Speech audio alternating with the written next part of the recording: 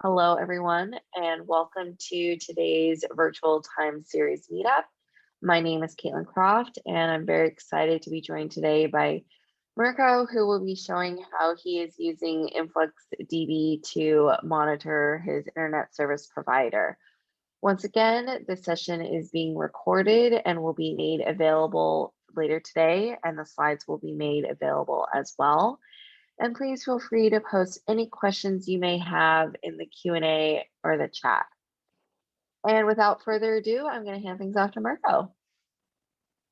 All right. Thank you very much, Caitlin, for the introduction, and thank you for the opportunity you gave me to give this speech. And thank you to everyone that is joining and that will see the meetup later on YouTube.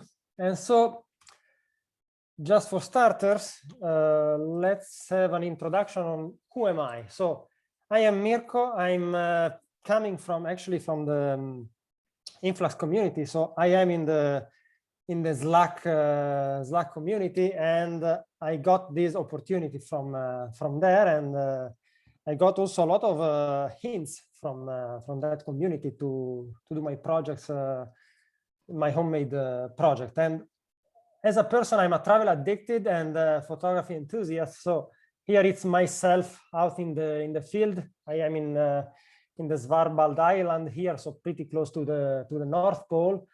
And that is what I like to do during my free time when I don't work, travel and take pictures. But also I am a tech interested, so I like to get to know new technologies and try them out. And I do that also during my work activity because I'm a robotic and industrial engineer. So I try always to try new technologies there. And InfluxDB is one of the technologies that we are experimenting and using at work. But why are we here? So as I said, what I like to do when during my free time is go out and take pictures and travels. But in this last year and this year is not something that it's easily doable, and we were advised to stay at home even today, even if things are changing. But you know, we had to spend a lot of time at home. And what can we do when we are at home apart from working, of course? So it may look like a stereotype, but in Italy we like to eat. We like good food. And what we started doing last year was we started heavily cooking, and I'm no exception to that. So we started preparing our homemade, let's say, homemade food from scratch, from the raw ingredients. And those are some pictures of what I actually prepared in the last months, from baking pizza and making fresh pasta at home. And that has an impact because, you know, if you do things on your own, you are more happy when you eat them. And that has also an impact on your six-pack because you start eating a lot, and you know, that can have and you stay at home, that can have an impact. And since this is what I did during my period at home, and we would like to know what you did during these days at home. So feel free to respond to the poll, and I think that Caitlin will send also the link through the chat. And if I heard that right, Caitlin, you can confirm there will be swags at the end. So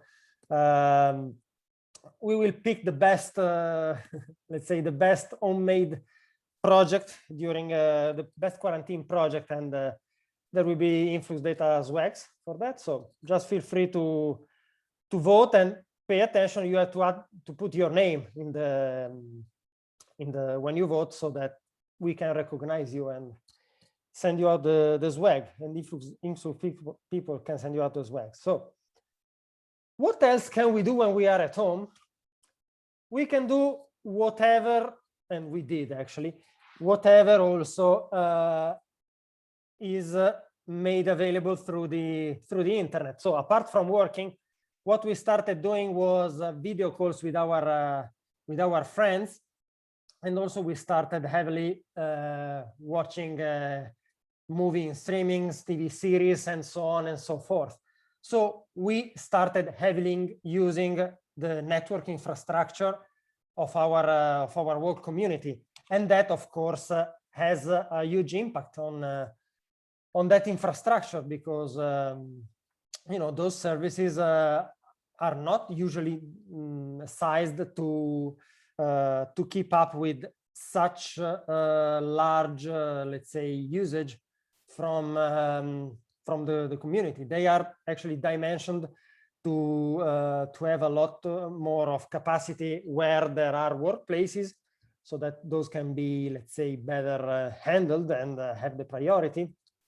But now we are spread out in large areas, and we are heavily using the network infrastructure. And that is something that also the providers realized. So this is what Google realized. They saw an impact of an increase of demand of their Google Meet platform 30 times.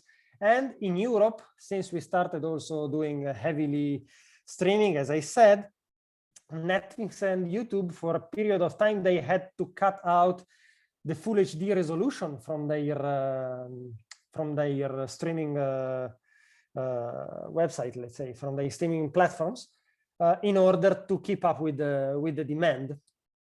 And so, the network infrastructure is heavily impacted. In particular, if you consider that Europe has 740 million people that they were doing that.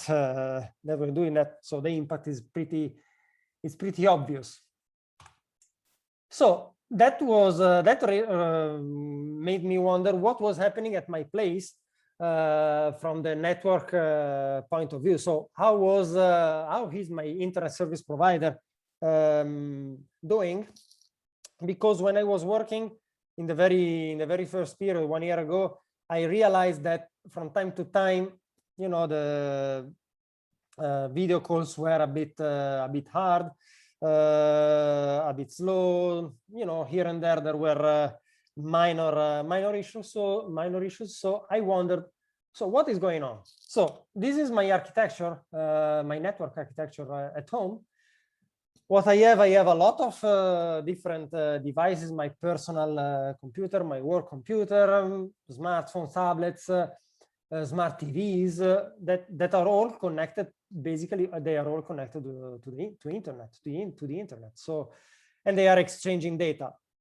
And I realized that I also had a couple of Raspberry Pis that they were sitting at home. Basically, they were doing nothing. They were switched off. And I said, okay, what can I do with them? So why can't I use them to monitor my internet, the performances of my ISP? And yes, so I decided to connect them to my network, and I started collecting some data and presenting them in some ways with my computer, so that I can see when I am at home what are the performances of my ISP. But I also wondered, okay, but if I start going back to work, once I set up this architecture, how can I monitor, how can I check my data when I am outside, when I'm at the office, for instance? So I wanted to be ready also for the future. And so I started working in preparing, the first, let's say, the first release of my code running on the Raspberry Pi. And I needed to measure, so somehow, the internet speed, and I decided to use the Raspberry Pi to do that. And I wanted to store those data, to collect those data and store them. And my very first approach was to use spreadsheets. So basically Python code that was measuring the data and saving them on a spreadsheet, so that visualizing the data was pretty easy. I already have a spreadsheet, then I can generate some chart in it. And the communication. So when I am outside my home, when I am at the office, for instance, I cannot check those data because those data are residing locally in my home Raspberry Pi. So yes, I know that I can use VPNs to connect to my own network, but it's not that let's say straightforward. So it was actually not really easy, the communication part. But on the other hand, this was very, very easy to implement. It's just a Python code that runs a script and save data on a spreadsheet. Very, very low effort to present data. But on the other hand, as I said, every time that I wanted to check the data, I had to switch on my laptop, my computer to open that file. And there might be concurrency. So when I have when I was reading my spreadsheet, there could have been concurrency because my script wanted maybe to write data on the same spreadsheet. And also on the Raspberry Pi, if you write too many times on the SD card, you can easily corrupt the SD card. So I wanted something else. I wanted a better solution that allowed me to overcome all those cons. And so what is the best to do to achieve that? The best is to go on the cloud. So my need was still to measure, and I still was using the Raspberry Pi, but now I had to go on the cloud to save those files. And I decided to go with InfluxDB. I started using InfluxDB a long time ago, a few years ago, as part of my Open Hub, home automation projects. And so I started getting to know with InfluxDB 1. And I said, okay, why not using that database as well? Because actually what I'm measuring, so I'm measuring my internet speed from time to time, but at a regular pace. And that is basically the best, well, not the best, but it's let's say a use case for the best use case for time series database. And so that is why I started using InfluxDB for that. And to visualize, to show the data, I prepared some dashboard using Grafana. And also I started using the Sense Hut. And Sense Hut is basically an expansion board that you can piggyback on your Raspberry Pi. And you can use that because it has an LED matrix that you can use to present some information to people. And we will see that later in detail how I use that. But also I wanted some sort of remote communication, and I decided to use Telegram for that. So a custom bot to present the data when I am on the go, basically. So let's see the pro and cons for that. So pro, nothing to store locally. So my SD card was happy with that. Since everything is basically on the cloud, I don't have to do maintenance job on my side. So I don't have to update the database when a new release comes out. A lot of things that are well maintained in the cloud. And also when I did this upgrade, let's say we're using this version release 2 of my home architecture, it was in the time when basically InfluxDB version 2 came out in the open source. So it was later last year. And I said, okay, I need to switch to InfluxDB 2. I need to start learning Flux. And so this is the best chance for me to start doing that. So I started switching from the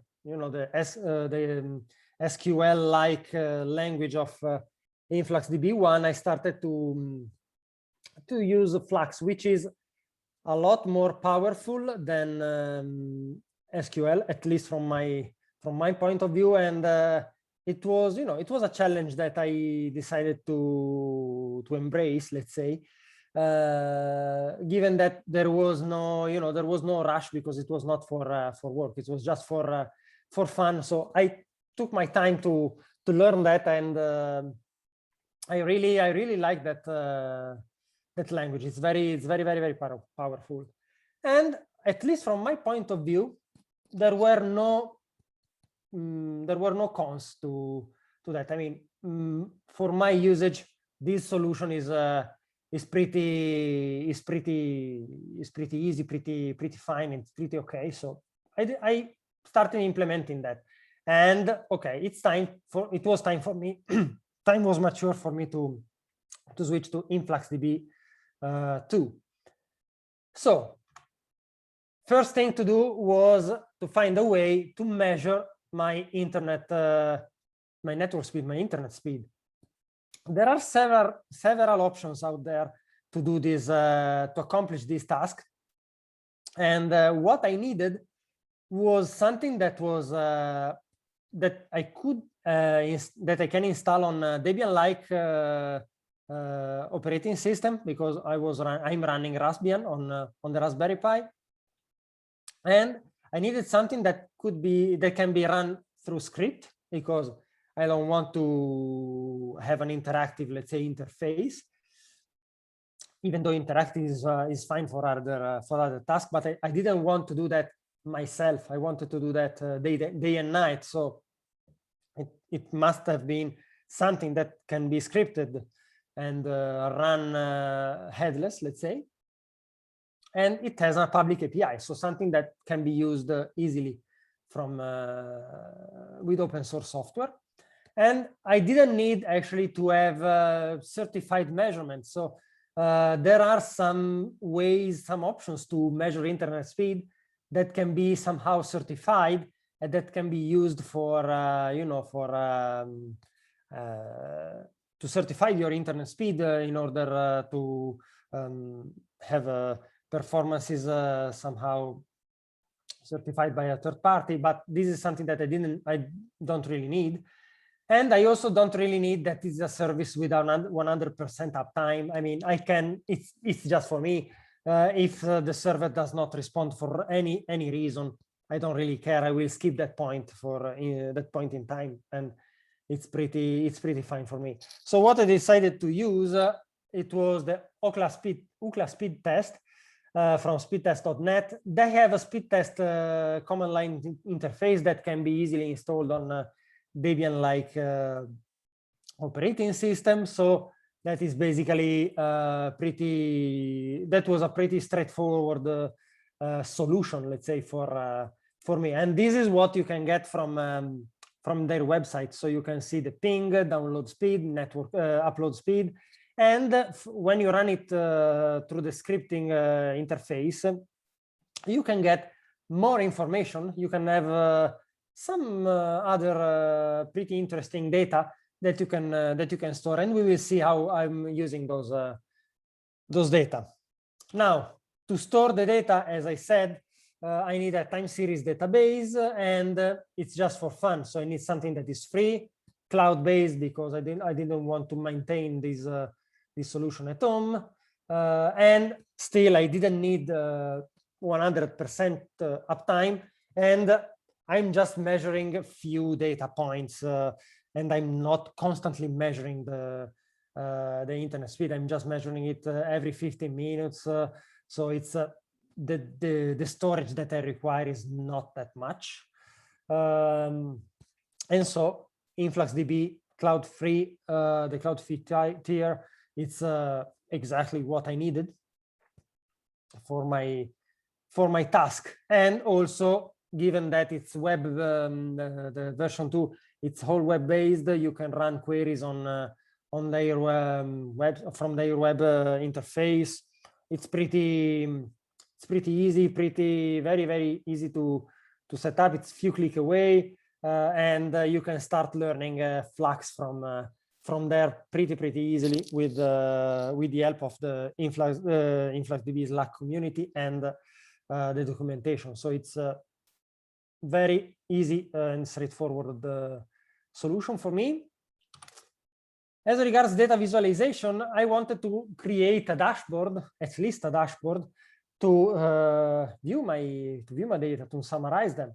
So what I needed was still a free, let's say, free dashboard, free solution for dashboard. And this one had to be cloud-based as well, because my data are residing on the cloud, and also my dashboard, it makes sense that is on the cloud.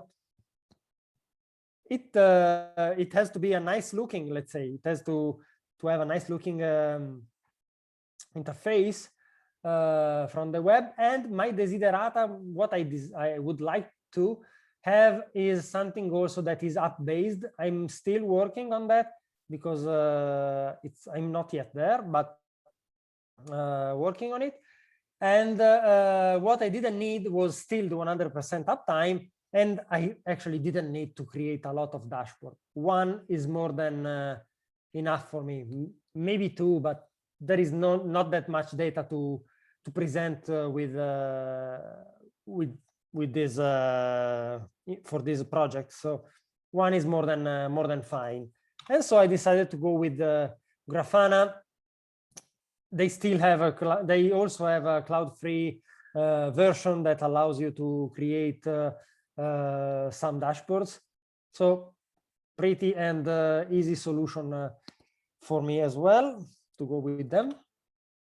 And as I said, I want to have some sort of remote communication of my data. And so I want something that is I wanted something that is pretty easy for me to use. So it doesn't really require me to open up a computer. Maybe the ideal is, okay, I have my smartphone in my hand. I just need to open an app or send a message somehow to my architecture and get a response from that with the data that I need. And of course, since I'm doing that for fun, the 100%, I'm 100% sure that I want something that is for free, because I'm not I don't really need reliability at time and so on and so forth. So free is good. And I want something that is pretty easy to implement, because as I said, I like to spend my time on something that is related to photography mostly. So photography and travel. So I don't want to spend a lot of time coding. I do code, it's not an issue, but I don't want to do that a lot heavily on my free time. So something that is easy to implement, it's better. And of course, it has to be request based. So I don't want anything to be pushed, let's say, to my smartphone, for instance. I want something that I send a request and I get a response. What was fitting the most for me was to create a custom bot for Telegram, so that I can chat with my Telegram bot and I can get the response back from that.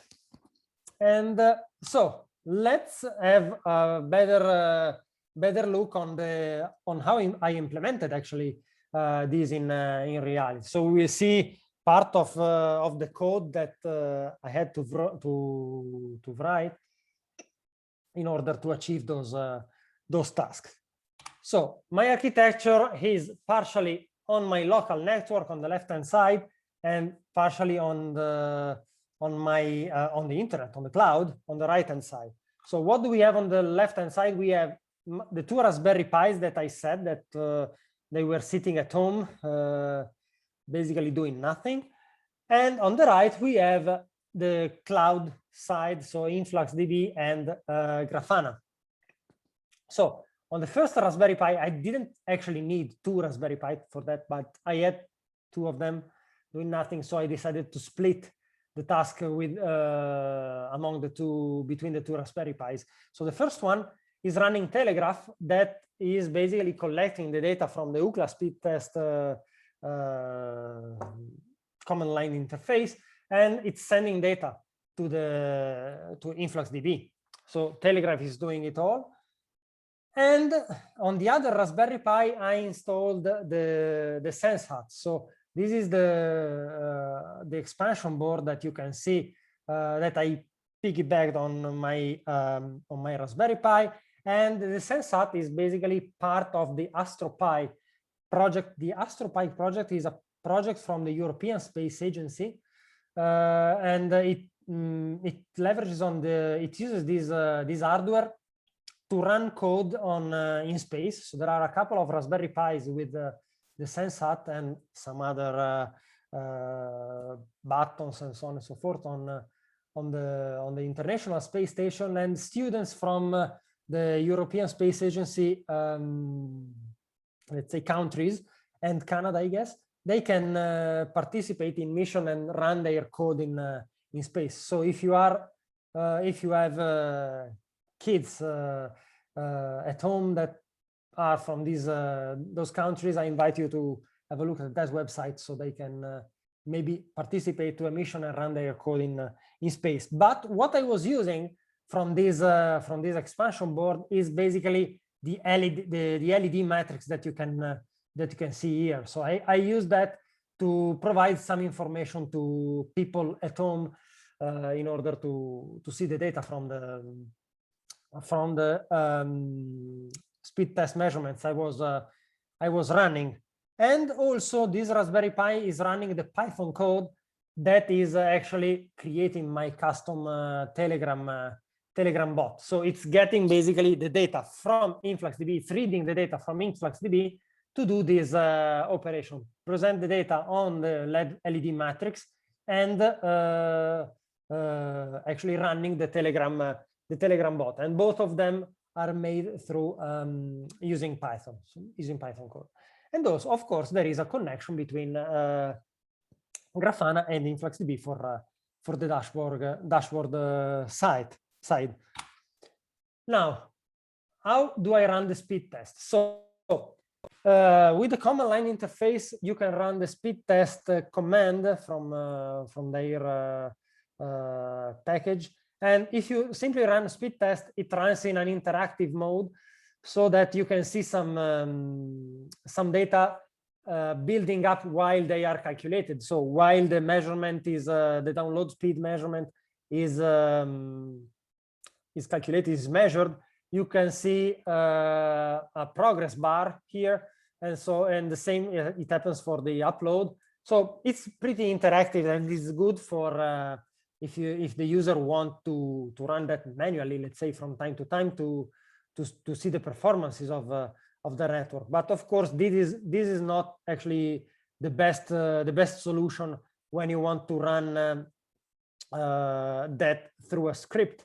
But luckily, you have another way of interacting with the command line interface. It's just you just need to pass this option format, and you can have the result in JSON or in CSV and some other formats. But for my test, for my application, JSON was more than fine. And this is actually what you get as a result when you run the speed test. So at the end of the result, you will see the results summarized in this way, where you can get all the information about the latency, so ping time, the latency jitter, the download bandwidth, how much bytes have been downloaded, how long it took for the download in milliseconds. The same for the upload. You can get the packet loss, the number of packages that have been lost during the test. Some details about the network interface of your device when it ran the speed test measurement, and also you can get some results, some information about the server side. So what is the ID of the server that replied, let's say, to your speed test request, the name of the server, the location, the country, and so on and so forth. And last but not least, you can get also the UUID of your results, so that you can click on this URL and you can look back at your result at a later time. So those are all the data that are available through the JSON format of the measurement. And so I decided to store basically all of them in my database. How did I do that? As I said, I'm using telegraf. The telegraf configuration is very straightforward. It's pretty easy. I'm just using the exec plugin to run the script every 15 minutes. I'm passing also, I'm passing the format JSON option, but I'm also passing some other flags to accept licenses and privacy requirements. So that is pretty easy. It's just from the documentation of the Speedtest command, and I'm just storing those data from I'm just interpreting, let's say, the JSON format, and it's pretty easy. I decided to have 4 tags. One tag is related to the server host. So what is the server? Which one is the server that responded to the request? The ISP name, and also the interface, the internal interface, so the local IP of the device that ran this script, and also my public IP, so my external IP, the public IP, because I don't have a static public IP, I have a random public IP, so that I can check also, from that I can infer how many times I got disconnected and reconnected to the network after during the time data collection. And there are some string fields, so I explicitly marked them as string fields. So the location, the server name, the test country, the IP, the result ID, the UID of the result, and the result URL. Some of those data were integers, so I'm using a processor converter to convert them in string, integer, and floating points. And last but not least, of course, I'm using the output InfluxDB to send the data on my cloud instance of the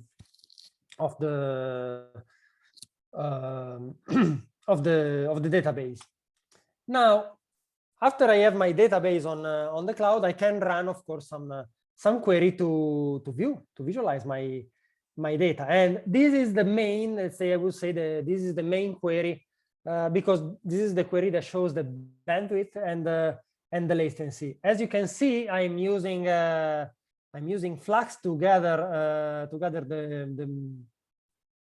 those 3 data from the measurement, and I'm running the aggregation to calculate the mean value of the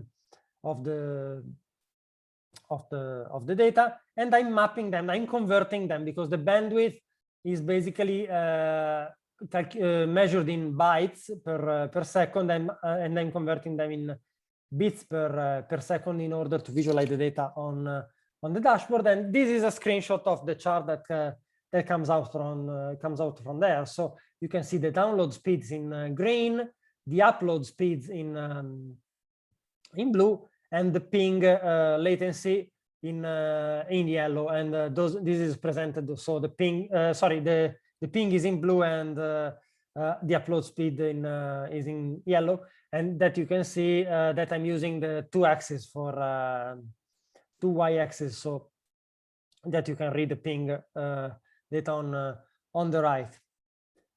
Also, since that I'm storing the information also from the server that was able, let's say, that was responding to my request, I'm using also I wondered if the server has an impact on my measurement. So this is the query from which I'm basically gathering the information about the bandwidth for upload and download, the ping latency, and the packet loss.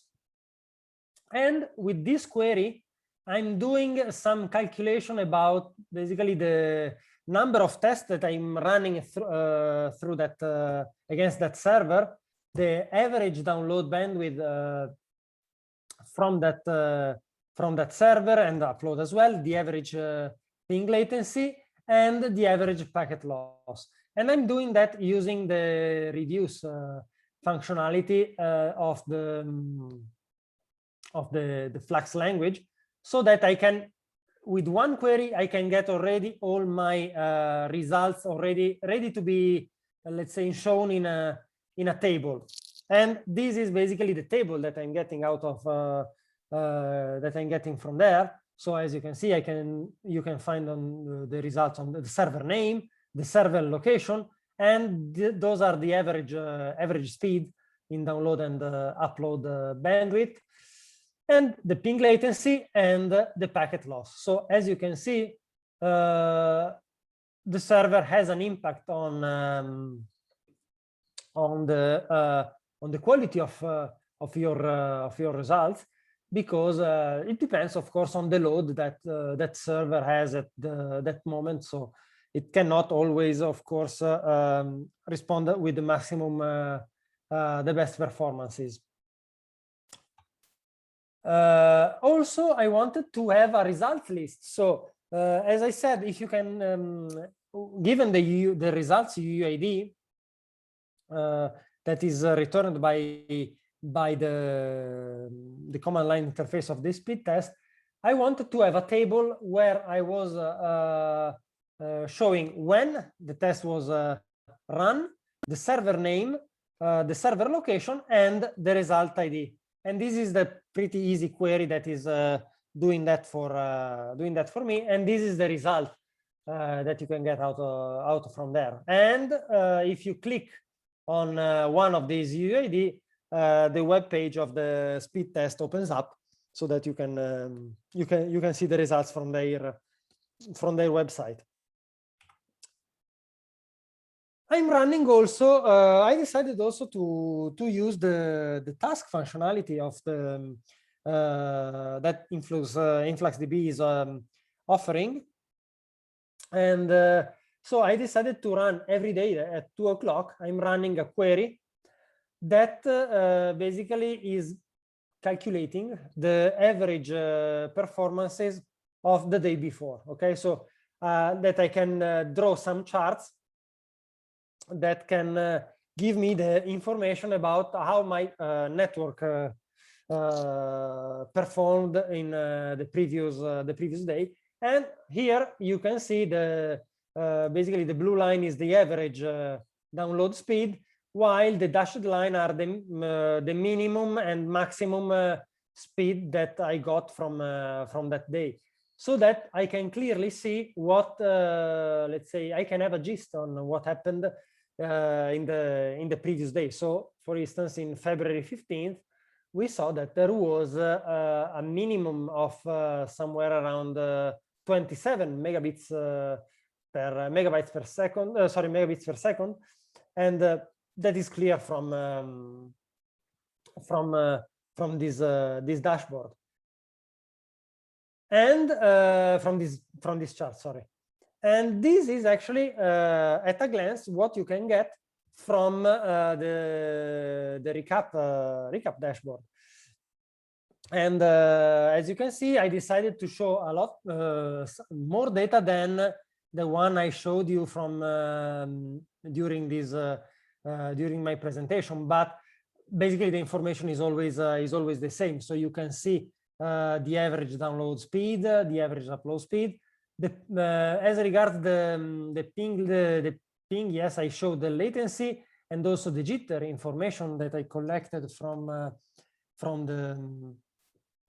the speed test, and also the test duration, because one of the data that is coming back from the speed test is how long that speed test took to run for upload and download, and so I'm showing that as well. And also I'm collecting how much data those tests requires, and this is the total from the last 2 days. So running the test every 15 minutes for a couple of days, it requires you to download more or less 10 gigabytes of data and upload 1.8 gigabytes of data, at least with my network speeds. I think that if you have a faster network, you will download more, because the download amount of data, the amount of data that is downloaded depends on the network speed, and it's decided by the server automatically for you. And those at the bottom are basically the server recap that we saw, the results recap, where you can click on the result link. And last but not least, the bottom right corner, it tells you for every public IP how many tests you run when you had that public IP. So I can basically understand from that if I got disconnected and reconnected to the network. So I got a new public IP. I can count how many tests I run with that between one disconnection and the next one, in case there were any. Okay. Last part is presenting the data when with the remote communication. So when I am at home, I decided to have some sort of periodical and also on demand visual feedback. And for that, I'm using the AstroPi, as I said earlier, at least kind of. So it's the hardware of the AstroPi, and I'm running some Python code. And this Python code is running a query using Python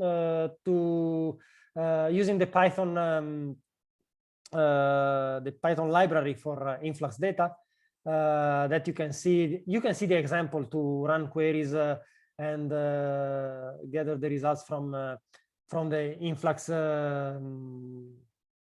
web page. So when you are in your instance of the InfluxDB, you can see already the demo code that you can use in Python to run your to get up and running queries on the database. So basically, this is the query that I'm running. I'm getting the download speed, upload speed, and ping latency. And how am I presenting that? So using the AstroPi, I'm presenting that using the LED matrix, writing the data on the LED matrix. And this is basically what you get. So the AstroPi from time to time will put down the result, write down the result on their LED matrix. Also, writing the Python code for that is pretty straightforward. There is a library that takes care of most of your operation for you. What I actually did here was to write the Python code to join together, let's say, the sense hat with the data from the InfluxDB database.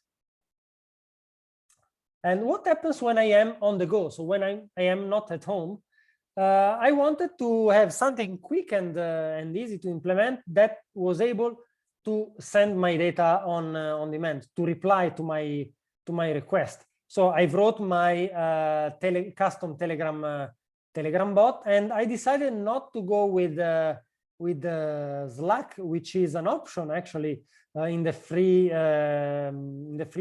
tier for the cloud InfluxDB cloud. I decided not to go with Slack because I actually, for my, let's say, homemade project, I don't have a Slack workspace. I'm not using a Slack workspace for that. So Slack was not an option for me. And I didn't also need. I don't really have live notification. If I were using Slack, I could have set up also live notification in case something happens in my network environment. And since I'm not using that, I don't have live notifications, live notification yet. But I'm using my custom bot, so I can send written request to my bot. I can send commands to the bot, like this command get last speed, and this is the response I get from the bot. So basically, what happens is that when I send that request to my Telegram bot that is running on my Raspberry Pi, the Telegram bot is running the query against my InfluxDB database and is returning the data to me, to my Telegram account, let's say on my smartphone. So that is pretty easy. Also, the Telegram bot has a pretty easy Python API. So it was just a matter of joining as well here the two words, the word of Telegram and the word of InfluxDB, using Python as the common, let's say, the common language. Let's have a look at the results of my network, of the performances of my ISP, or at least my network, my home network. So as you can see, this is the result from middle of November last year to last week, basically, end of March. And as you can see, some things happened in my during those 4.5 months, more or less. As you can see, there are some events in the middle. So there is this period here where we had sometimes where the speed, the network speed was pretty low. We have some drops and some jumps, let's say, of my network speed, and we will see them in detail briefly. So this is the detail of the square box that we saw earlier. So as you can see, there was a period in time in December where the network speed was pretty slow during nighttime. So basically, these periods here are always in the nighttime, 7 p.m. So I think that this is some sort of saturation that happens, and here we can see a detail. It's some sort of saturation that happens on the network because a lot of people were most probably streaming or heavily using the network during evening time. So I would say it's a streaming effect, but I'm not sure about that. What I'm sure is that this was not, let's say, only in my home, and this was also something that happened in our neighborhood. So it was basically mostly mostly an event of saturation because a lot of people were using data because were using the network, because as you can see, the network speed drops to a bare minimum, let's say, and also the ping latency increases. So this is a more or less sign of a possible saturation on the network. And luckily, this was lasting only from beginning, let's say, beginning of December to Christmas. So after that, it didn't happen anymore. So lucky for us, the saturation problem didn't come back. And also we can see that there are some crosstalks on the network. So the technology that we are using, at least in Italy, for the communication is mostly made with copper cables, at least in the very few, at least in the proximity of your home. So we also have fiber optics, but it's not in every place. The fiber optics is let's say inside in the final let's say in the final point. So it's not in every user's home, but from time to time that mostly that is in the fiber optic is in the cabinet, and the last few 100 meters of the connection between the home and the cabinet is made using copper wires. And those are those can be affected by crosstalks. So what you can get is that when some of your neighborhoods start to be connected as well on the same cabinet that is serving your home, you can see those those network speed drops. And the impact is much higher on the download speed, and that you can see. I mean, it's from one moment to the other you get a drop, and so the speed is pretty stable before and pretty stable afterwards. That might be an indication of crosstalks. And that is something that I realized it happened in my place in December in particular. And that is because we got in December, in end of November and December, we got a technological upgrade on the cabinets. So more and more people were starting to use the new technology, and that is reflected on the network, on the download speed, in my measurement. Also, it happened that I had an hardware upgrade. So if we don't look for a minute to this network speed drop, because we are still in December and we are in the night time, let's say, where we saw the saturation issues. Here, what you can see is that we have a pretty stable, let's say, average speed during the day, and we have a jump of the network speed that is pretty stable as well after the saturation, the night saturation problem. And this happened when I did upgrade my hardware at home. So I changed my my router, and that gave me 10 megabits per second of network speed. So the quality of your hardware, switching from an old hardware to a more powerful one, can give you some more, let's say, some more juice to your to your network. Learning from experience, and we are reaching the end of my presentation. What I learned is that when you want to do several tests to measure your network speed, it's better if you don't use random test server. So the speed test command, actually, if you run that without any option, it selects a random test server for you. Given actually it does some sort of check. It selects a bucket of test server, and it runs the ping test with them, and it selects the one that is giving you the best ping, the best latency performances. But it might not be the best test server, the best general test server for your network speed.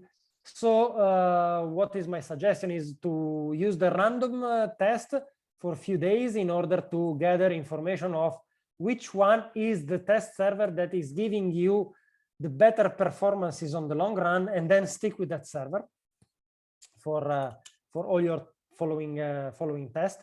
And that is easily doable with the speed test command line interface, because you can force the server selection.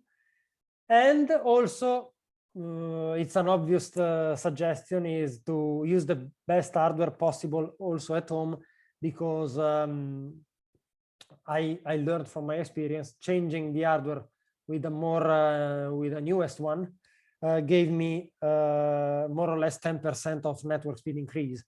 So it does make a difference. Possible feature steps.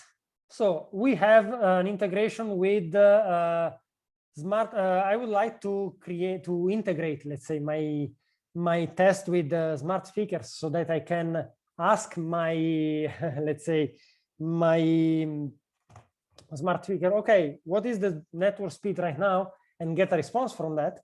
I'm not yet there. I would like to be able to get there. And also I would like to have daily reporting, so that every day I can get into my email a message about if there were some strange event occurring at my place during the previous day, and or something similar to that. And I don't know what else will come to my mind. I will see. I will see if anything else will be made available. Anyway, now it's time to see. Wow, we got a lot of responses, and we are getting them.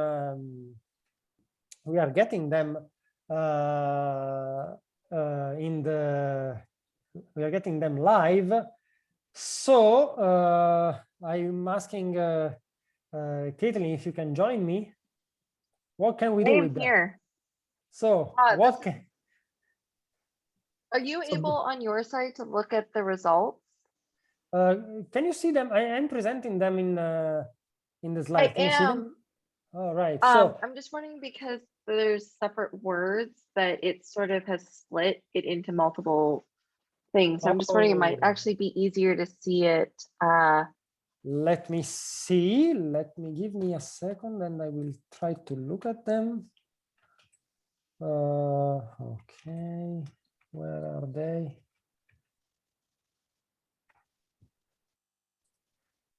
Let's see if I can have a better look at the responses and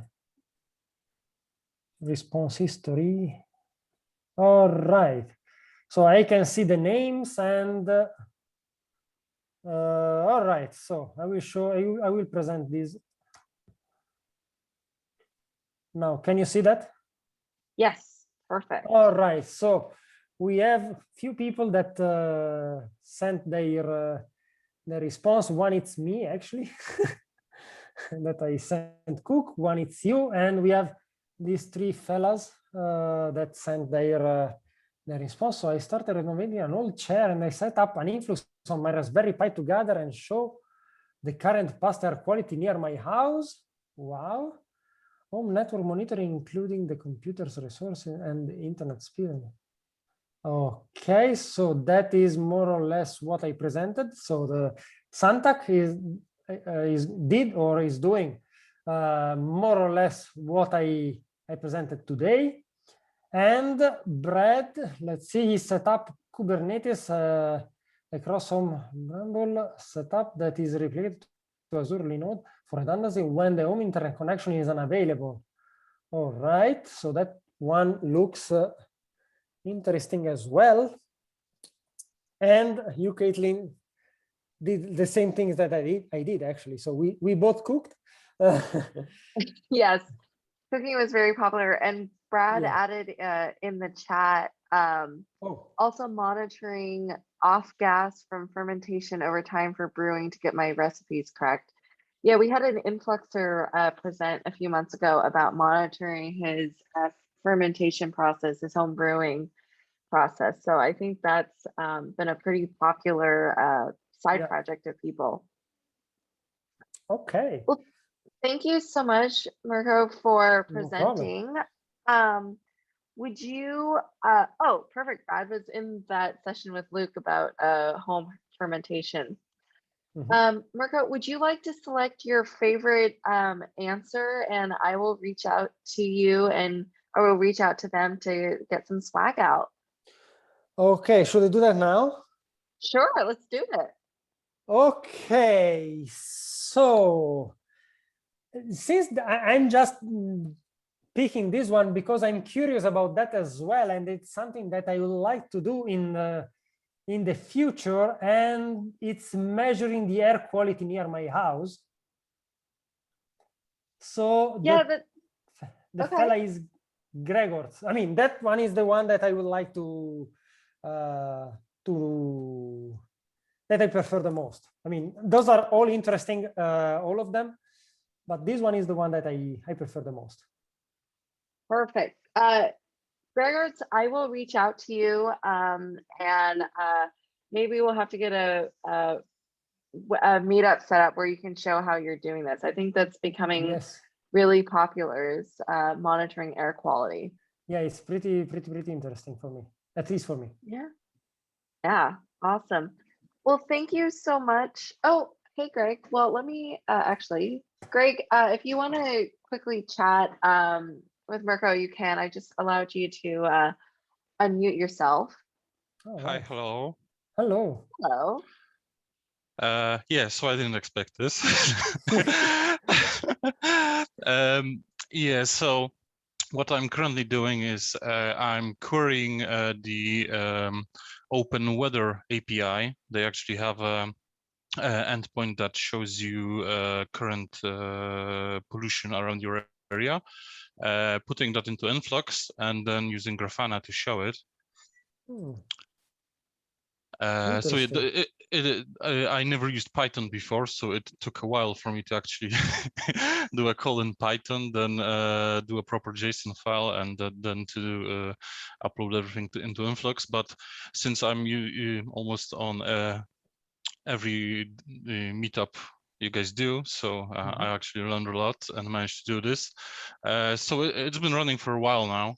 I actually forgot that I'm still using the SD card, so I might actually look into how full it is, since I think this started like 4 months ago, or maybe more. So I know this is relatively lightweight. I don't have a lot of data, different types of data, but I'm like, you know, I don't know the proper word for it, but you know, the small dust, the bigger dust, ozone, ammonia, and some other pollutants. And yeah, it was a cool, let's say, one-day project. So like starting from scratch. Yeah. That's fantastic.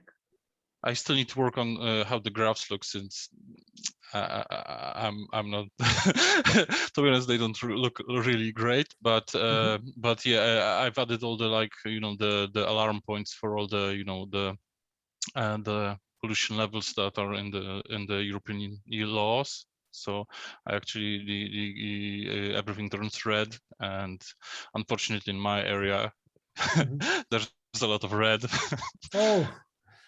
Oh man. Okay. No, it's really interesting.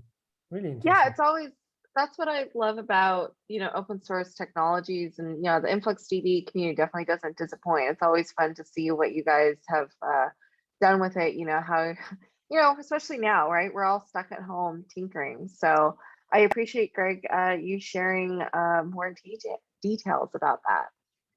All right, so once again, a friendly reminder, we have Influx Days EMEA 2021 coming up. It is, of course, going to be virtual. The conference itself is on May 18th and 19th, and it is completely free. We do have the Flux training. There is a fee attached to the Flux training, but it's just to ensure a really great student to instructor ratio. So if you're new to Flux or you haven't used it at all, it's a really great course. The trainers are based in Italy. They're data scientists and professors at a university there. So, and they talk, leave it to Italians. The use case that you use in the course is all about a pizza oven. Yes, So, of course. I mean, of course. I mean, why not? Exactly. Bread is for pros, pizza is for Italians. I mean, very good. Exactly. Yeah. So thank you everyone for attending today's meetup. Thank you, Mirko, for presenting, and Greg and Mirko, I will be reaching out to you both about getting some swag out to you. Oh, great. Thanks. Thanks. Thank you for the opportunity. Thank you so much. And I hope you all have a good day. You too. Thanks. You too. Bye-bye. Bye. Bye.